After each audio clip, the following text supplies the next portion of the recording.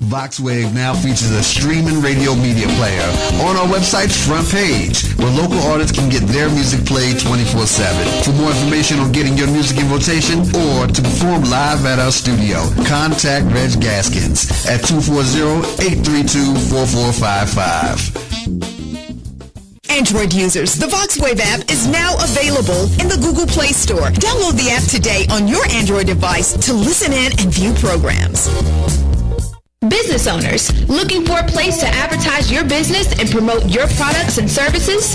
VoxWave is the right place. We have over 10,000 views a day and 70,000 listeners a month. For more information, contact Reg Gaskins at 240-832-4455. The world's #1 streaming music station, VoxWave.com. We have your favorite shows on VoxWave.com. Check out our lineup. The Kim Show, Mondays, 11 a.m. to 1 p.m. In the End We Win with Curtis, Mondays, 8:15 p.m. to 9:15 p.m.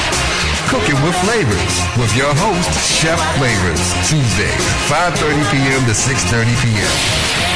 Slick Daddy Rick, Heartbeat Congo Hour, Tuesday, 8 to 10 p.m. Impact the World Radio TV Show with Cheryl Woods, Wednesday, 12 p.m. to 2 p.m. The Digital Digest with your host, Digital Ace, Wednesdays, 3 to 5 p.m.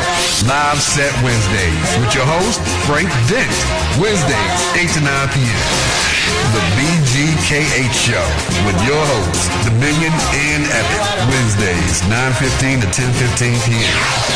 You, Math, and Me with George Randall, Thursdays, 10 a.m. to 10:30 a.m. Then, on Thursdays at 5:30 p.m., the Prayer, Praise, and Deliverance with Elder Thurman Gorman Jr., the 640 Evening Show, Thursdays, 7 p.m. to 9 p.m.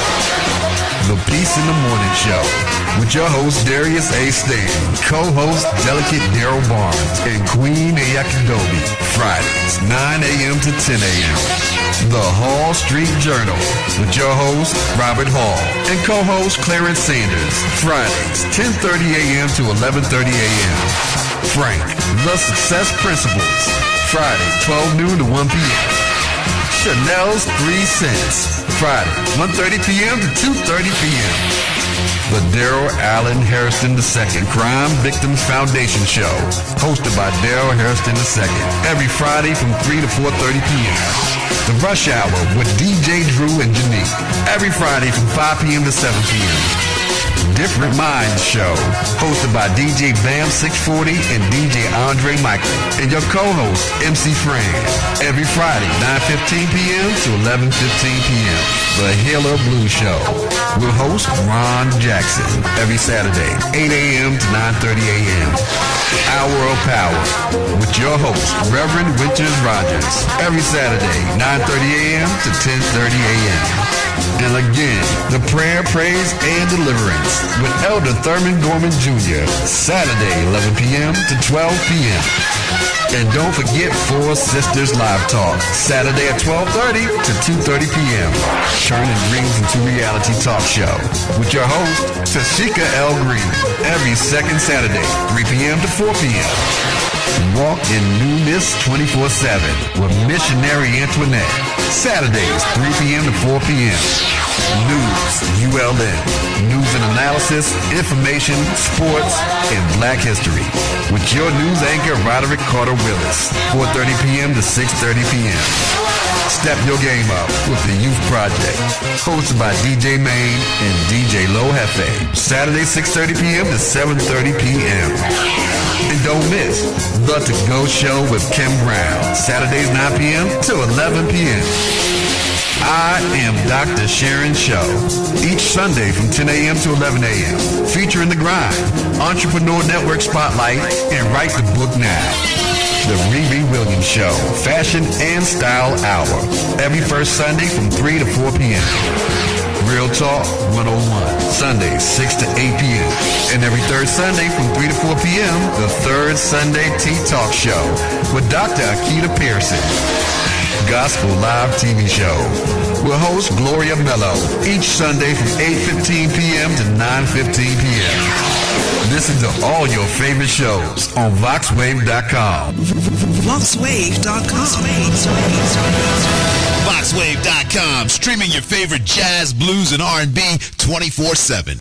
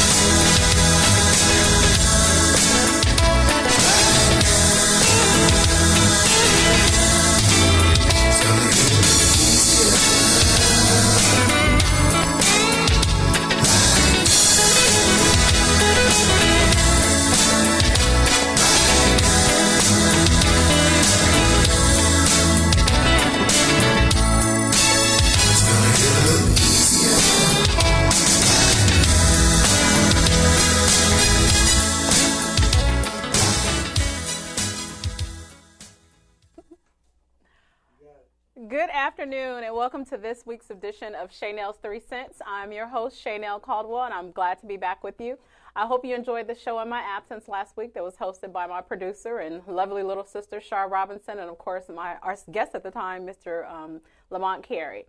This week on Shaynel's 3 Cents, if those of you had an opportunity to take a gander on Facebook and or Instagram, what we're going to be talking about this week is the incidences of domestic violence that have been prevalent most recently, as well as our responsibilities to what we should be doing to, one, prevent it, 2, to intervene in circumstances or situations that do present themselves, and 3, as a community, how we're to respond, whether or not it's additional resources that we need to provide, whether it's different opportunities to educate our young people, whether or not it's shelters that need to be available for men and or women that are trying to escape domestic violence.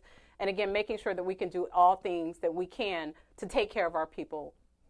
The most recent item of domestic violence that we're going to talk about is one of my favorite Brooklyn-born rappers, the Fabolous, Fabulous. Right now, everything is still in the allegation stage, and you all know my favorite 4-letter F word is fact. So we want to make sure that when we speak about these things, we speak about them in their actual factual state. So as of today, the information that we checked, and be mindful of when you check information, you know I say this and I will continue to say it because it bears repeating, make sure you know your sources. So don't just read anything because it's from this blog or that blog, because those are people's opinion. And much like mine, our opinions don't really mean anything, and a lot of them may not be rooted in fact, but you want to make sure that you're going to a credible source when you're looking up information. And so the source that we pulled this information from, one was CNN, and then we also pulled one from the Washington Post, which I love, regardless of what 45 says. But the allegations were that Fabulous had an incident with his living girlfriend to where he ended up allegedly hitting her 7 times. And because of the damage that was done, the physical damage that was done, she ended up having 2 of her front teeth knocked out, and she had to have them surgically removed as well. There were also indications that there was some recorded either video footage and or cell phone voice recordings where he alleged that he had a bullet for her. He also had guns in the home, and she preemptively was able to have those guns removed from the house before he was able to get there. But he also made some additional threats against either her father and or her brother. And so as it stands, he is facing charges on those regarding that assault. But our question is, and one of the things that I want you to be mindful of, understanding not that it happened, but sometimes looking at the why, how this could have been prevented, and also looking at the what's next. Being a resident of Prince George's County, I'm well aware that we have one of the highest numbers of domestic violence occurrences in the country, which is really, it's frustrating, but it's also one of those things that makes us take a look back at those people that are currently running for office, those people that are currently sitting in a lot of these judicial positions, as well as those people that sit in the state's attorney's office and some of the smaller court systems. What is it that we can do to better address this issue and help prevent it? And so that also backs us up to our churches, our community organizations, whether or not you belong to a motorcycle group, you belong to a sorority or fraternity, but we all need to be having this conversation about how to prevent domestic violence. It starts with communication. When you look at a lot of the articles that are written, a lot of the stories that you can see on FaceTime and YouTube and people that are talking, any interaction that we have with anyone else involves some type of communication, whether it's written communication, it's verbal communication, and or nonverbal cues. We know that, as the quote unquote angry black chick, you get the eye rolling, the head rolling, things like that, verbal cues. And then of course, if you were like me, you grew up and your mom gave you the look, she didn't have to say anything. So we want to also be mindful that verbal communication is very meaningful as well. And so a couple of things that I want you to hold on to as we bring our first guest up is to, one, what is your responsibility in an incident of domestic violence? What do you have to do with it, whether or not you're a perpetrator, you're a victim, and or you're an onlooker? Second, how can you intervene, and whether or not there is an opportunity to intervene? Because typically domestic violence doesn't just happen. I believe the statistics that we got from the CDC said that in the instances of where people actually snap, those are a little less than 20%. So leading up to that, there are cues that you will see from people that want to be aggressive with you, whether or not it's violent, physical violence, financial abuse, whether or not they're taking money from you, whether it's psychological abuse, they're telling you all these negative and derogatory things every day. But what can you do to intervene? So you want to keep that in mind as number 2. And then third, where do we go from here? How do we help heal some of our victims? How do we also help heal some of the aggressors? Whether or not there are treatment options available? whether or not there's counseling and therapy, and of course support systems from our churches and or organizations that you belong to. So again, in keeping in line with all things family life education, we're not only going to talk about ways to talk about the problem, but we're also going to talk about ways to prevent it, to intervene in it, and then what we're going to do from going from that point on. Okay? So hopefully you'll be able to tune in for the duration of our show. My guest today is the founder of Domestic Violence Wears Many Tags, Ms. Queen Afee. She'll be with us shortly, and we'll be looking forward to have you joining us momentarily after this quick break.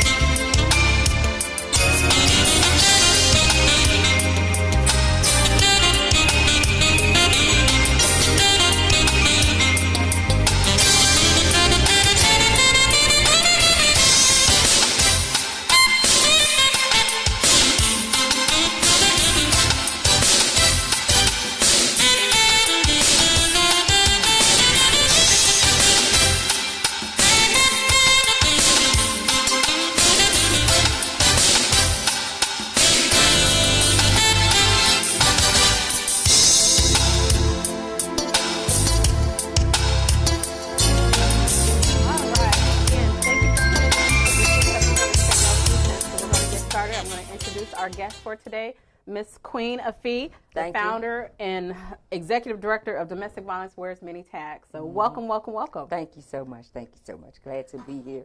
As you stated, I am the founder of Domestic Violence Wears Many Tags organization, as well as I am a victim and an abuser of domestic violence. So I wanted an organization that would speak both to victims as well as abusers, be it men, women, teens, boys, and girls.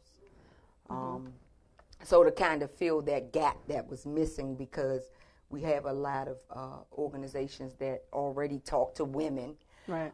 So we don't need that anymore. Okay. We need something versatile. Absolutely. Something that can talk to women and men who are in situations where domestic violence is taking place. So we have that, started that in 2008. And then, you know, been having this conversation in the community, DMV and abroad, for the last, almost 10 years now. Okay. Getting the DMV branded with Domestic Violence Wears Many Tags, and talking about verbal, you know, emotional, sexual, financial, physical abuse, talking about all of the tags of domestic violence, because it's important. Like, if you're in a domestic violence relationship, you're not just being physically abused. I'm sorry. You're not just being physically. You are probably being verbally abused first, okay? And I'll get into more of that as you prompt me moving forward. But, you know, having a conversation the last 10 years, and then domestic violence hit my home, of course, with my own baby being affected you personally. A shot in her head by her baby's father. And so out of that came the Smile for Smiley Love movement. had to turn tragedy right into love immediately because she was loved by so many people, you know. And to remember her as, oh, let me kill him or let me, you know, downplay him would not be remembering her. Right. You see what I mean? So Smile for Smiley, we call it that because that's really remembering who she was in the tragedy. So, you know, and then of course she had a baby. So I have Blake, who is so precious. Blake is going to be 2 in May, so I'm excited to have her. And she is her mom all over again. So that has been exciting. And then just, you know, keeping the DMV involved in this conversation. I could have actually shut down when that happened to me. Okay, and actually that's where I'm going to interrupt you for a second and ask you a question. I actually followed you for a couple of years, you know, and seeing some of the workshops and the projects that you were doing. And so I didn't hear about the situation that happened with your daughter until I was informed of the situation because you told me at an event. You had an event in D.C. at the church on the same morning as the incident. And none of us, the onlookers, you had a nice-sized crowd of folks that were there to participate and engage, and none of us had any clue because you were still engaging with us, you were smiling, you were hugging, you were, you know, being the host that you were. So can you give us a little bit of background on how it was that you ended up not only dealing with that tragedy, but also understanding that as an activist, you know, as a child of God, how do you get to the next phase after something like that? I started searching because, like, you know, my daughter's dead. Like, what do you do? Do you cancel the event? You know, do you go on with the event? Like, what do you do? So I'm battling, what should I do? And I just heard a voice say, if there was ever a time, the time is now. You know, and that was Men Hurt Too. Right. Conversation with the men about domestic violence. And the man just shot my daughter in the head. Okay? So that should tell you that that's why men need to be involved in this conversation. For anybody leaving men and boys out of this conversation, it is an insult to all mankind. Okay? Because women are having children and they're having young boys. Women don't have all girl babies. Do they? I know one, but biologically, out of millions of women, look, you pick whatever you get. Okay, so the same way the young girl is affected by domestic violence is the same way the young boy is affected by domestic violence. But for some reason, he's told to suck it up. You know, boys don't cry. Boys don't show emotion. No.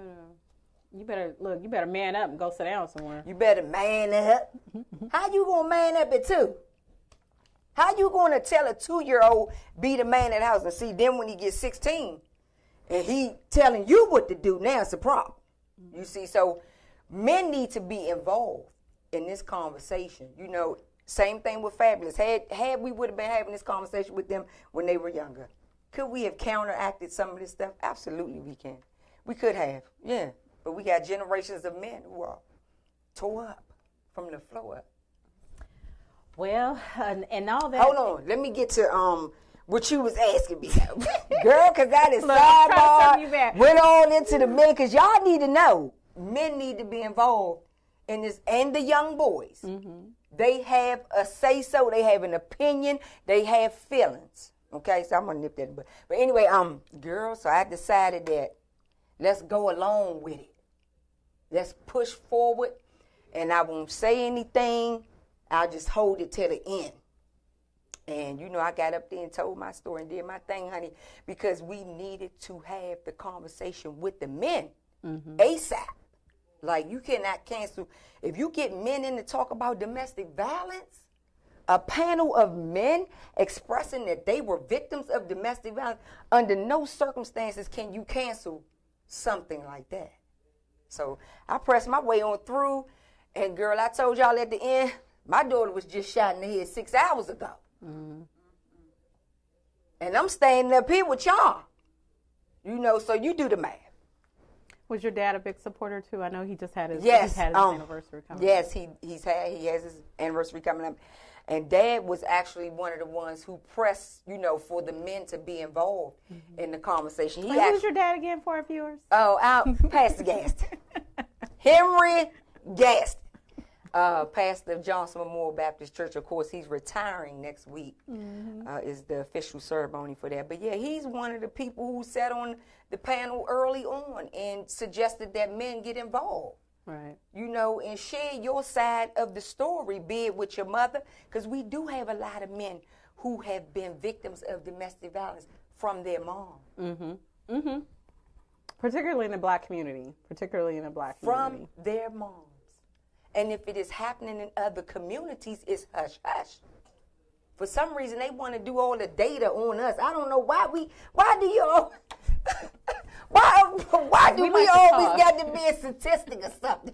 And everybody else's numbers low. Our numbers are all high and out of control, looking like we just crazy.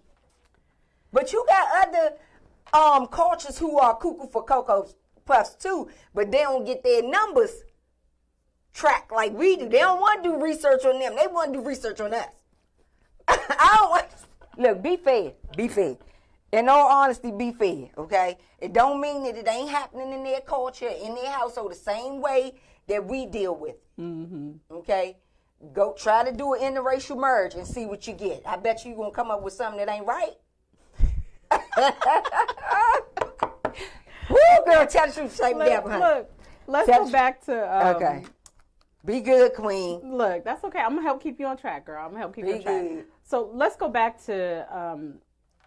how this starts, where we see it, because as you mentioned, and you brought up a very good point, that a lot of people don't see other forms of domestic violence. They don't see the other tags. Right. They just see the, such and such got hit, or, such and such, he got pushed out the house or something like that. Yeah. So tell us a bit about what the other tags are, the other signs that people need to understand and look out for. Number one is verbal. Our communication is very, very important, okay? You have to, understand the words that is coming out of the mouth of the other person. Like, your love and loyalty cannot change that person's words. What you talking about? I can't love somebody to act right? No, I can't give them enough love for them to act right? Absolutely not. Absolutely not. And that is exactly what Emily B is trying to do, and that'll never happen. Okay? That's never going to happen. Now you're losing teeth and hair and everything else trying to critique him just from a verbal standpoint. Verbal abuse is what it is. Verbal abuse. And it trends so bad. It trends so deeply because America say you can say whatever you want to say to somebody. Yeah, we are certainly within that, and I don't want to say, but I will say that it's part of this generation, feel free to do you, boo. And part of that doing you, boo, is, say what you want, do what you want. If you happen to offend someone along the way, that's okay. As long as you are free with yourself, that's good to go. But that's absolutely incorrect. So, again, keep it in line with what you say, because you hear a lot of that. It's in our rap songs, it's in our TV shows, it's on our video games. So you see everywhere where we're being disrespectful to each other. Yeah. And talking, was I called talking crazy to each other. So. Yeah, the most severe place is at your dinner table now. Everything else is in passing. The most severe place where it sticks at the most is at that dinner table. So mom and dad, you using that language towards each other, as well as using it with the children. Of course, the children going to come outside and use the language everywhere, like you're saying. And they going to be now in tune to it. Like, this is what I boogie to all day long. Like, you're going to start thinking like those words. You're going to start acting like those words. You see what I mean? And you're going to meet another person who going to get with you on those words. So I say, hey, boo, what's up with you, girl? You this, you that, you that. And the girl looking like, all right, I'm going to still give you my number, though. And you still going to take this person's number who approached you with the wrong approach, but it's familiar to you. That's right. It's familiar to you. You see what I mean? So that's why people be like, look, mind your business when they say something to me. Mind your business. I remember when I was in college, that song came out, and it was the guys that did the Whisper song. I can see their faces, but I can't think of the name. but they had that song "To the Windows, to the Walls," and that came, I think it was 1991 or 92, and we was partying, and I love that song. But you would never catch me on a dance floor dancing to it. Right. One, because you're not gonna be in my face saying you better did it. No, you can't talk to me like that. Even if it's a song and we're past and there's 30 other people on the dance floor, that's just gonna be enough. Right. So again, that communication. The communication part, you really have to watch that abuser, potential abuser, luring you in with words. And I was an abuser, so we're very clever when it comes to picking that victim. We know the victim that we're going in for. And a lot of times we're going in, of course, with the victim that is low inside, the victim that is struggling with their family. Their self-esteem. Their self-esteem. Mm-hmm. That's exactly what we want to go into. That's a more easier route for us to take. But, you may get somebody who feel like, they the breadwinner and, they got the greatest job and all that, and they can't be broken. Well, it's a challenge for the abuser to get in there and break them. Because somewhere in there, the abuser's listening. The abusers listen well, honey. Do you hear me? Mm-hmm. Well. And the issue is that I can verbally abuse you because you don't know the words. Obviously, you don't know the words. Because if you did know the words and identify with the pain that verbal abuse causes, you would not be in this relationship with me. But obviously, you don't know the words. You don't understand that this is... You don't understand that I'm building this up against you. I remember... and this didn't happen in my family, but I call it the YAS, Y-A-S, the you ain't shit. Oh, kids growing up, hearing their parents tell them you ain't shit, and then they pass that on to everyone else. You ain't this, you ain't that, you'll never be this. But that's the type of communication where between parents, between children, where you're never going to amount to this, and your stuff ain't as good as mine, and yada, yada, yada. So it's different types of verbal abuses, but it's all in what you're saying and how you're receiving it. Absolutely. And whether or not it makes you feel bad. So I think that's probably the best indicator that we can probably share. If it makes you feel bad or if it makes you think, I felt some kind of way about that, you might need to re-examine your relationship and or your communication methods. True. Or it could be their normal. Again, it's hard to Their break normal. It could be the normal, and it's hard to really dig in there and break the normal. You see what I mean? You're familiar with what I'm saying to you because you learned it at home. You're right. You're right. My sister Shar said last week that when she was in, or the week before last, but at her school, when she says good morning to the kids, a lot of them are like, good morning. What is that? Again, because it's foreign. They're not accustomed to being talked to that morning, saying please and thank you. They're like, what you said? Right. Thanking me for what? I never heard that before. Yeah. So, all the children be like, hand me that. Can you pass me that?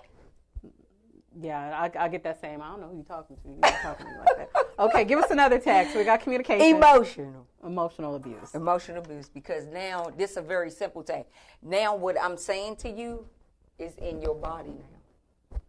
So you eat, sleep, drink me. You just can't get me and the words that I associate with you out of your head.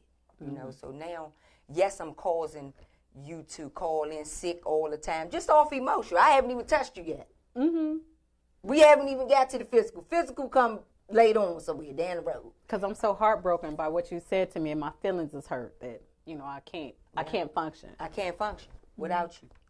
I got to think about you. If you make me happy, then my day will go happy. The abuser will determine whether you can be happy or sad for the day. The abuser makes that decision. You no longer get to make that decision about your happiness. The abuser determines whether or not the date and time they're going to kill you. They know when they can do it. This is man and woman. Man and woman, because you talk to a woman abuser, okay? So don't get it twisted out there. Y'all got to stop getting it twisted. They want to make it a biased conversation. Domestic violence is not a biased conversation. It's for everybody in that family can be a victim or abuser. That's okay? right. Okay. So emotional. So now I'm about to kill you. Simple as that. And then if I don't literally put the weapon to your head, I'm tearing you up inside. It's so... You just find yourself crying. You just sitting in the car just crying. Or you at the grocery store wiping tears and stuff from your eyes. You wiping that one tear, sniffling and all, trying to get yourself together because what I said to you is hurting you. Emotional is and vicious. you holding on to every word that they're going to say. You better. It's the text. Oh my gosh, she texted me this. You know, this is. You better hold on to every word I said.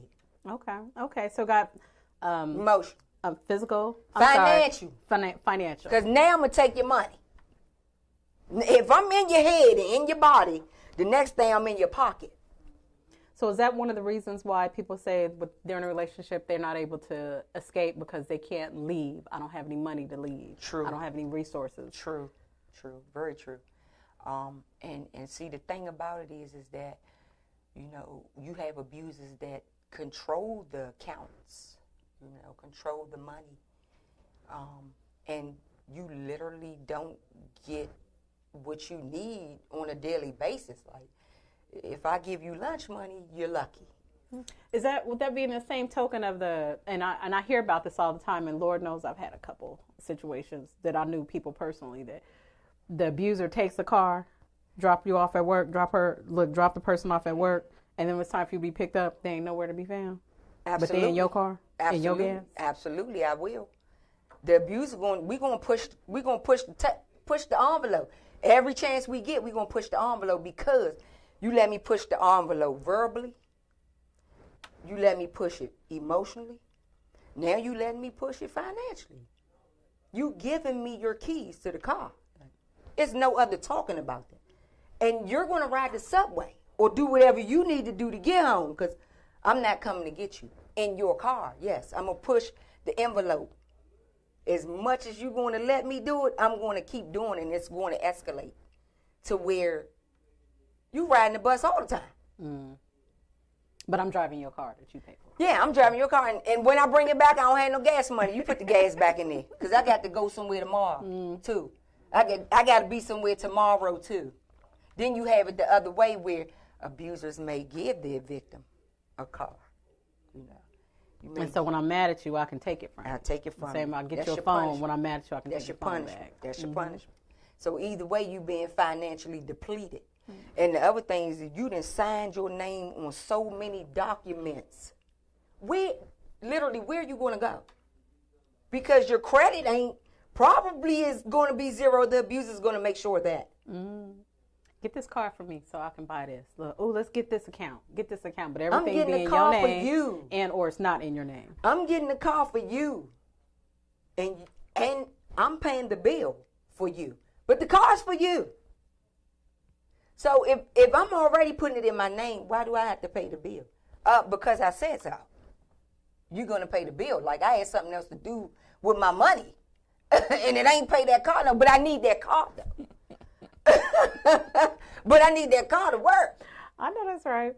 You see what I mean? Mm-hmm. Always tell I'm not feeding you or the children tonight. You should have fed them earlier. Nobody not eating tonight, not in here. Now, you know children like to snack when? All night if they can.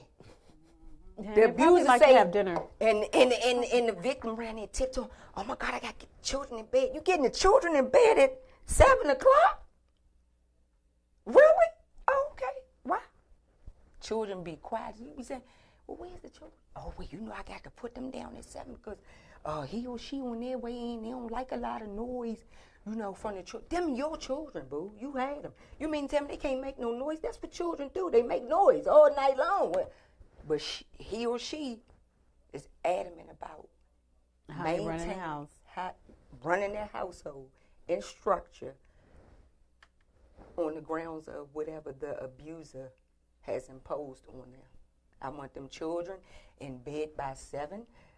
They need to be anything that you don't do before 7 when it comes to the children, that's including eating, it won't get done. And that's going to be your fault. I'm going to tell the children that you didn't feed them. I'm going to tell them that I didn't have anything to do. I'm going to let them know you didn't feed them. And then I'm going to make you feel bad about it. So. And have the children looking at you like you crazy. And you know that you're doing what the abuser told you to do, though. But the children are looking like you're the one who's doing it. Because the abuser is so convincing. You know? Okay, so I'm tired of stealing your money. Give us another tag. I'm tired of stealing your money. I don't even want your money no more. I don't even want your money no more. I want your sex now. Sexual abuse. You know, sexual abuse is going to be number 4. The money come before the sex. Ain't that something? Sexual abuse. Can you be sexually abused in a relationship? You definitely can. Oh, wow. Yes, you can. Yes, you can. Spousal rape. Yes, ma'am. It happens all the time. But it's one of the things that women don't talk about since they get raped all the time. You know? Yeah, that's something that women do not bring that up. Don't talk about. They do not say that their husband or their partner is the one that have raped them. They'll tiptoe around that whole thing, or they'll talk about how it happened to them in childhood. They won't say if it's happening to them directly in their marriage, and it could be very well happening to them in the marriage. Because once you say no, no is no. Once it's a no in your spirit, it's a no. Husband, stranger, you know, pedophile, boyfriend, girlfriend, it's a no in your spirit. Like, it's no. And your body and your mind is saying no. Your emotion is saying no, but somebody is still on top of you doing whatever. Now, let's also be clear in that's completely outside of biblical marital doctrine. Women, wives, submit yourselves to your husband. Completely outside of that. Outside of that. You submit in other ways, but if it's time for that and the request is made or the request is not made, it's still your body that you're responsible for. So that's right. Absolutely. It's still your body that you are responsible for at all times. You cannot change rape, okay, what the meaning of rape mean because you want to critique it for you and your relationship. No, that's not how it works. If that no is a no in your spirit, you're probably being raped. You know, and it's happened on multiple times. But then you had the flip side to it where you have women and men who feel forced to have sex because what? I got to keep my abuser quiet. I don't want to get beat today. If I don't do it, these are the consequences. I these might are get the put consequences. Out. If I don't do this thing that they asked me to, the sexual act, then he or she might go back to the financial. Take my car. You see what I'm saying? You have some women and men who are having sex forcefully to keep a car. Or a roof over their head. Or to keep a roof over their head. So you can't say that person is dumb and stupid. It couldn't be me. All of those negative things that we say, that's inappropriate behavior. And in fact, you're verbally abusing. You're doing the same thing that you're saying that person is doing to them. You see what I mean? You have to look at that thing from a broader perspective. You take all of these tags into consideration because this is what the typical victim is battling with. Okay, last tag, physical abuse. And of course, you know, there's human trafficking, there's the molestation part, there's a lot of entities, but when we talking about the house. We talking about domestic violence, so we talking about the spousal rape as well as child-on-child sexual abuse or mama or daddy move a new person or relation, a family member, cousin, you know, kin in the house or near the house that could be having sex, you know, with the children. So you really want to keep your eyes open for that. Again, we have a lot of, you know, rape spaces and places that discuss women, you know, but why don't you take the child-on-child sexual abuse seriously? Don't be talking about, they just loving each other body parts. Oh, no, they not. Something getting ready to get and you, there's human curiosity. Girl, does this exist, ought to be a daggone Budweiser. Look, you made me. They make me want to off. drink, girl. They make me want to get drunk in your studio and just pass out because this is ridiculous.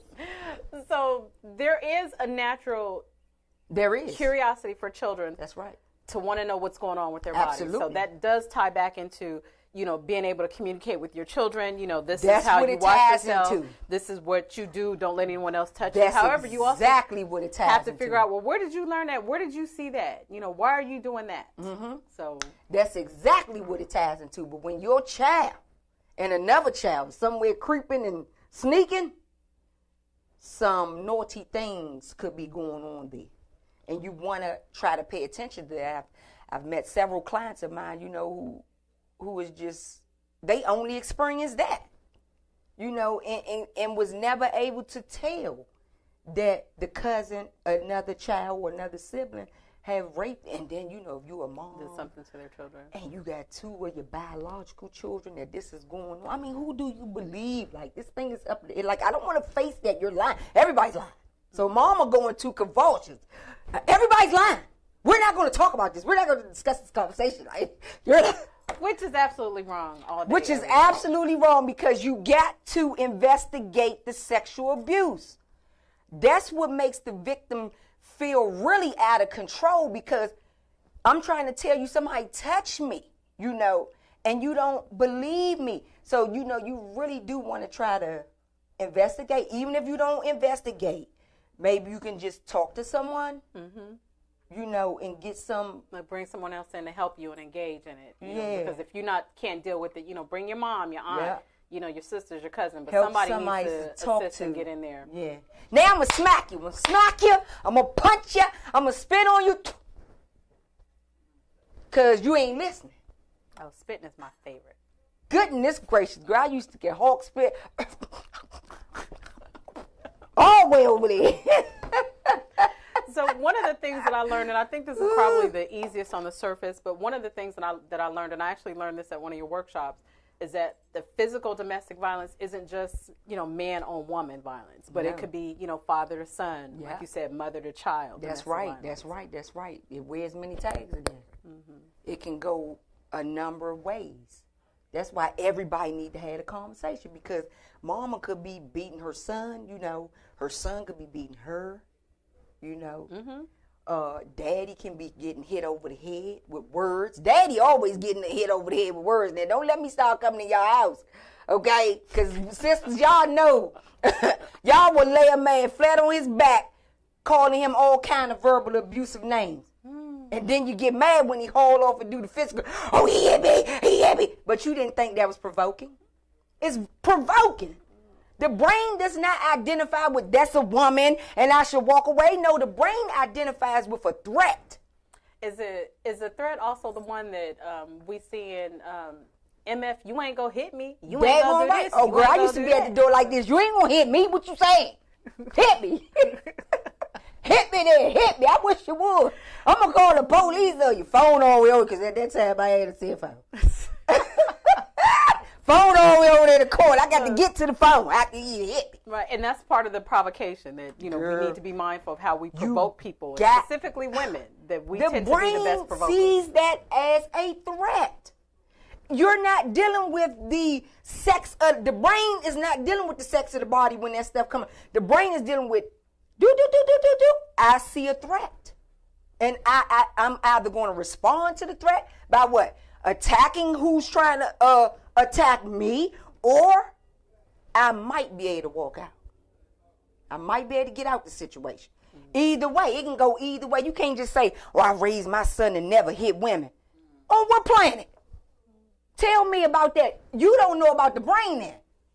Aren't we also teaching our kids from childhood that if somebody hits you, you better hit them back?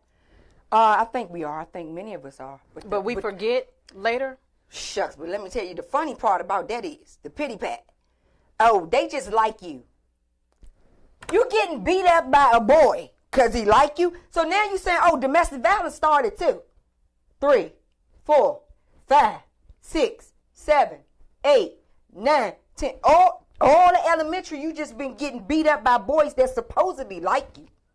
So or now you've been getting so beat now up. you think as a teenager that Oh, I need a boyfriend who's feisty, like who could protect me. They be saying who could protect me, but all along, that's going back to probably being aggressive with them. See what I'm saying? Because if you're not aggressive to me, then I'm unfamiliar with your behavior. It's not normal to me. Right, because I'm accustomed to being hit by the person that likes me. Yeah. Yeah. So See, this thing run way deeper than only women being victims of domestic violence. Right. And I think that's really important, and I certainly commend the work that you're doing, not only talking to teens, but also children about, you know, how we're supposed to engage with people of the opposite sex. Daggone right. You know, that hitting, oh, that's just left hand. No. We don't hit people that we like. You can bring them a cookie. Look, give them your chocolate milk, you know, but you don't hit people that you like. No, you don't. So. Absolutely do not do that. And that's why the teachers right now are complaining about the play fighting. That's what they're complaining about right now. As they should. And it had to start somewhere young.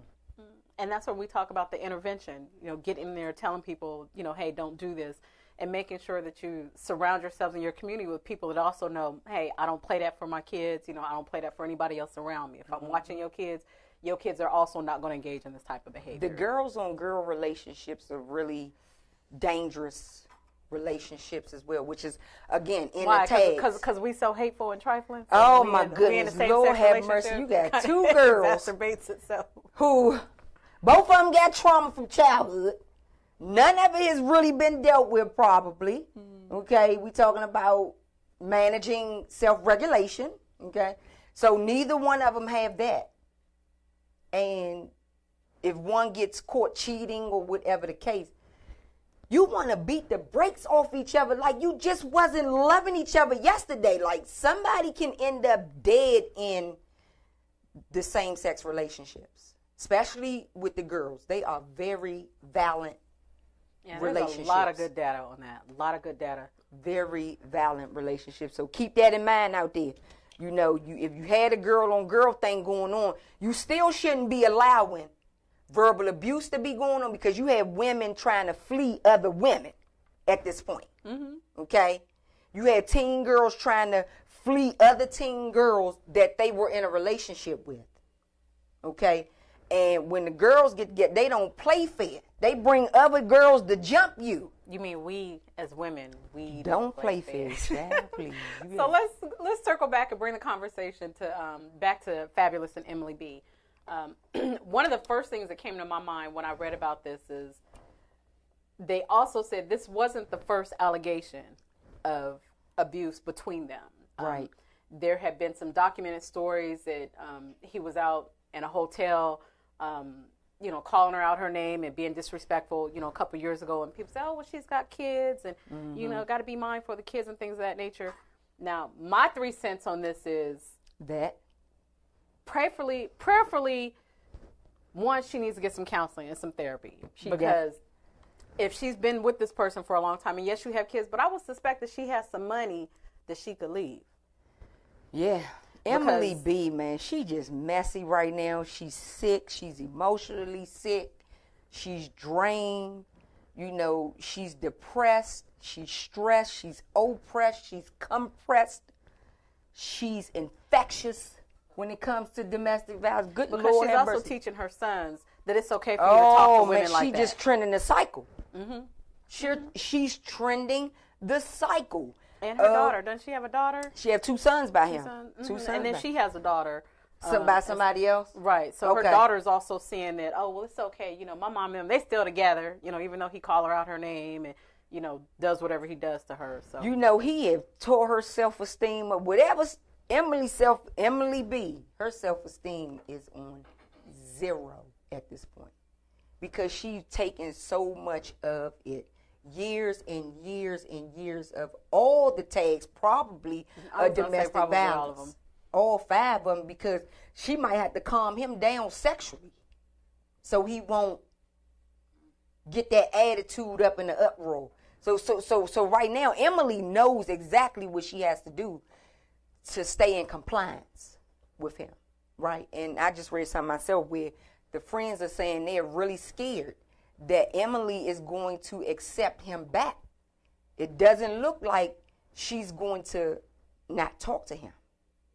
Okay. Now, what do you think The one thing about the domestic violence relationships is the back and forth, back and forth, back and forth, back and forth. Because I love him. Back and forth, back and forth, back. That's my child, baby mother. That's my baby father. Oh my God, you got some bad DNA.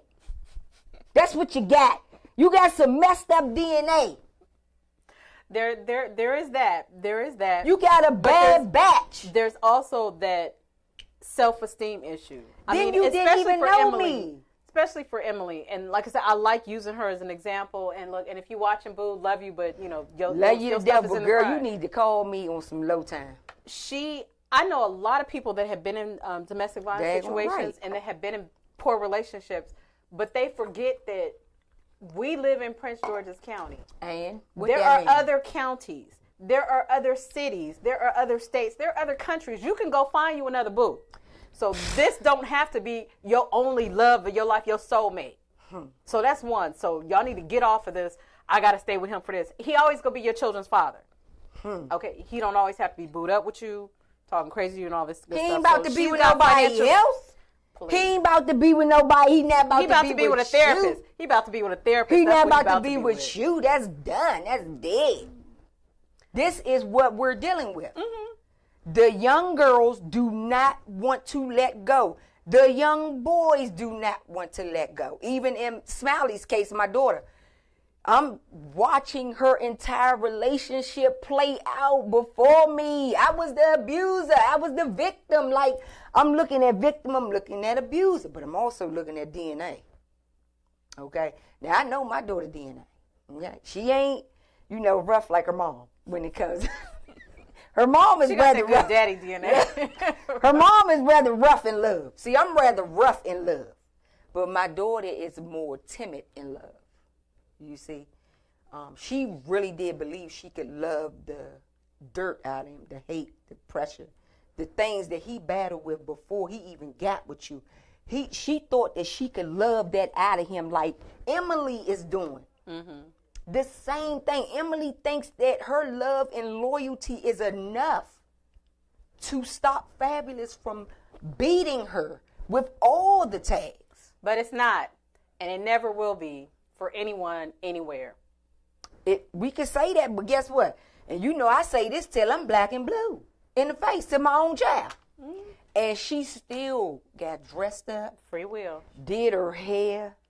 Took the baby in the car and went on over there anyway and never returned. Yeah, and I think you said you had told her that she wasn't in a healthy relationship. Oh, I told her. I knew who he was because it was me. I knew him. You see what I mean?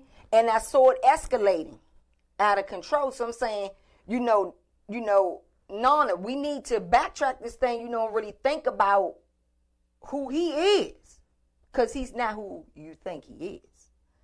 But, that went into one ear and came out the other. Because the other side of that DNA say, look, I'm in love. And damn what your mama say. Especially, your mama can't tell me what to do. She don't know nothing. That was your story, Ma. That ain't my story. I got a chance to break the cycle. Really? With somebody who act like your mother? I don't think so. Like, it's going to be deadly. And the other thing is that your boyfriend carries a gun. Fabulous, I'm sure he has a number of guns, like they stated. So you with a guy who carries weapons, or you with a woman who carries weapons, and you don't have one? Are you out of your mind? Like, you are crazy for doing it. You shouldn't be with somebody like that. I mean, if I carry a gun, my boyfriend gonna carry one. Because he tried to pull it on me. Oh, believe me, I got mine on me. Y'all gonna be we gonna be in that junk dead together. You hear me? He ain't about to kill me and take my life, and I don't do nothing about it. I'm so in love that I don't even got my pistol with me. Nah. Let's Shoot, girl. Let's circle back to the Fabulous. And he putting the gun to your head. Believe me. And yeah, he or she is putting the gun to your head. And you've seen it. Look, and most likely and in those telling situations, you, they've seen it. They've seen the gun. They've showed it to you. Oh, I've set it on the table. I'm coming to your house late night. I said, my pistol on your dresser. You let me cross your doorstep with my pistol on me. So going back Girl, onto the sorry, men's side. I don't mean no, make you catch a heart attack, sis. No. Like I said, the emotional side that comes in. But for the young men that are the abusers, what's the responsibility for their brothers? You know, they homies and all that good stuff, because they know that the guy's being abusive to the woman. Man. They know because they've seen you. And a lot of men will often brag about it. Yeah, this and this. I had to slap her and yada, yada, yada, yada.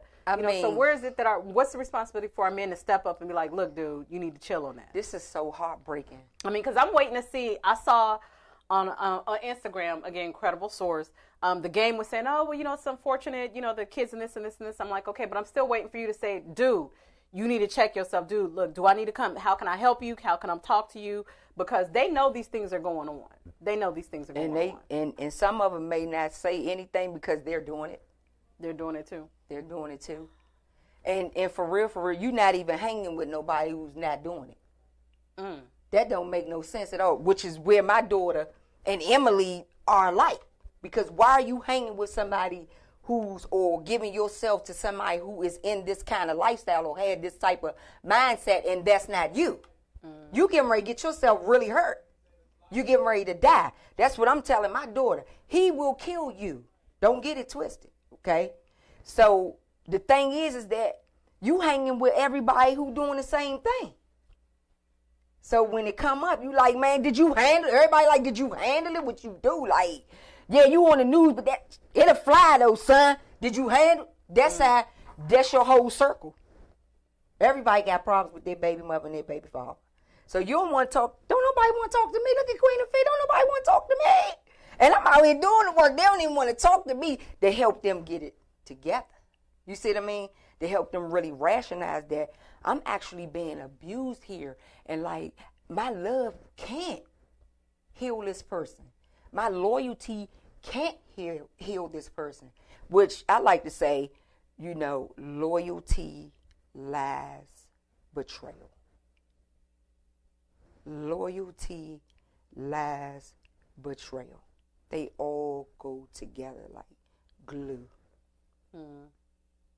And you're so blind by everything about the motive of keeping your family together. My daughter said, I just don't see myself with nobody else, which is probably what Emily is saying, the same thing. Probably a whole lot of victim women and men are saying the same thing.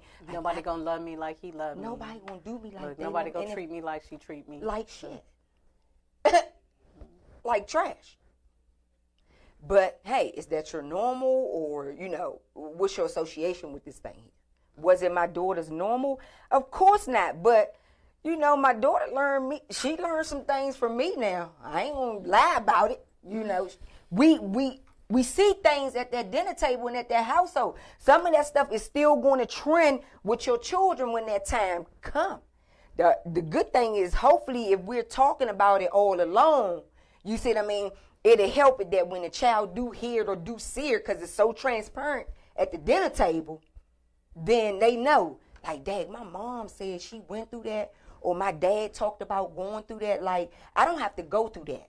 And not only that we talked about it, but we talked about it and we said that it was wrong. Yeah. We talked about it and we said that these things shouldn't be happening. Absolutely. You mentioned earlier about DNA and how, you know, there's just some things that are in our nature, which is absolutely true.